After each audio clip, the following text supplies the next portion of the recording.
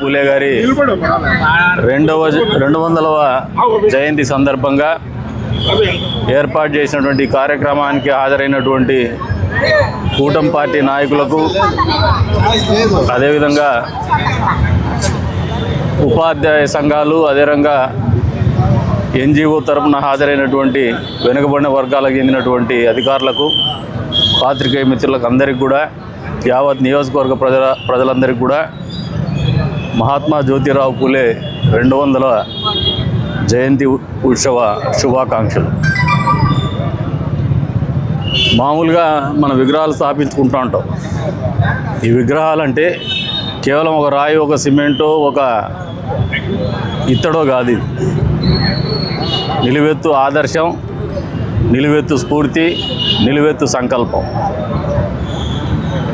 మీరు ఒకసారి భారతదేశ రాజకీయ చరిత్రను కానీ, భారతదేశ చరిత్రను కానీ గమనిస్తే, గణతంత్ర రాజ్యంగా వెలుగొందిన తర్వాత మనం ఇప్పటికి కూడా కలిసిమెలిసి అణగారిన వర్గాల హక్కులను కాపాడేటువంటి రాజ్యాంగాన్ని రచించినటువంటి డాక్టర్ బిఆర్ అంబేద్కర్ గారు చిరస్మరణీయుడు.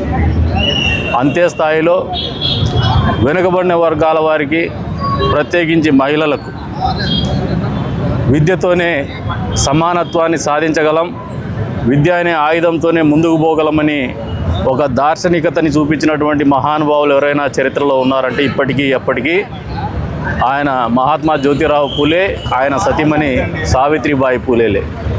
వారి జీవితము ఎప్పటికి కూడా మాలాంటి వాళ్ళందరికీ కూడా ఆదర్శం. ఈ రోజున వెనుకబడిన వర్గాల వాళ్ళు కొంతవరకైనా ముందుకు రాగలుగుతున్నామంటే అది వారు చూపించినటువంటి బాట, వాళ్ళు చూపించినటువంటి స్ఫూర్తి, వాళ్ళ ఆశయ సాధనకు కట్టుబడి ముందుకు పోతున్నటువంటి పరిస్థితులే. ఇప్పటికి కూడా అంతరాలు అంతరించిపోలా.